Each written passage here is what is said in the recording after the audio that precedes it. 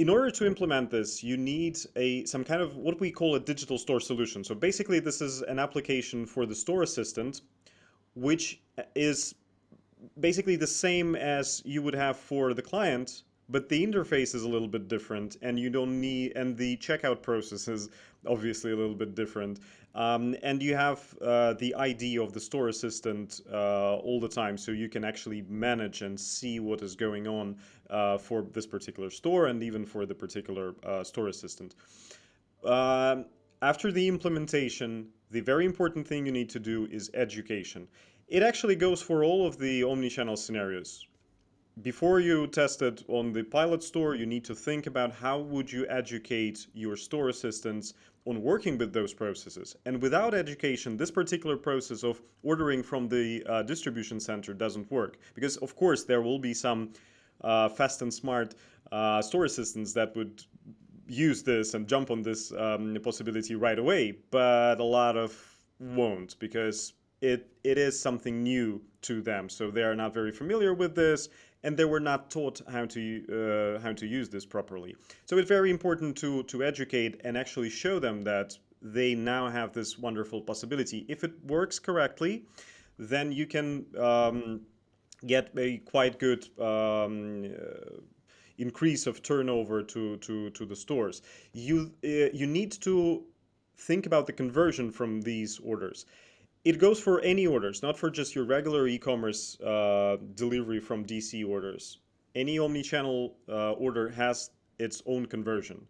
And in this case, a lot of store assistants are actually ordering something for a particular customer.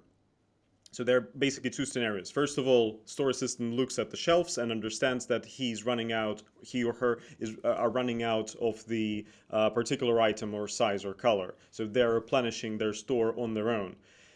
If you're afraid of this, you can make it on a request. You can have a product manager in office looking at those requests and just clicking a button, yes or no.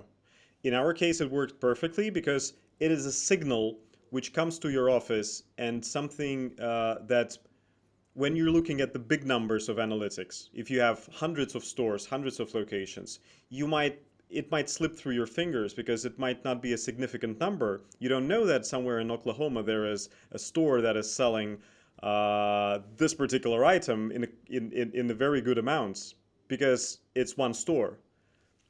But different locations have different dynamics, etc., etc. So if you're afraid of this, just make this as a process that goes through the office. Second of all, you might have loyal base of customers, the customers that are entering your store from time to time. In some cases, you also might have some store assistants that are working for you for some years. They, in a lot of cases, would know those customers, and they know each other. So the customer would request something, and the store assistant now has the possibility just to take out his phone and to actually order something for this particular customer. And a request like this, if it's a one item, might go without any checking because the store assistant will not lose his time for something like this if he doesn't know that he will get the motivation for this. So yeah, I think it can go these two directions, and after implementing, you need to educate and to look at the KPIs. If the KPIs are working for you, great. If not, in my case, I usually go to the stores myself. In some cases, I like the store assistants don't know me, so I will just go through the customer journey on my own. Or in some cases, I would tell the store assistants that I'm coming and just spend half a day with them, just see how it works, why it doesn't work, what they do wrong. It's just basics, retail 101. Go there, see how it works if the KPIs don't match. If the KPIs are great, well, you might as well stay in the comfy office.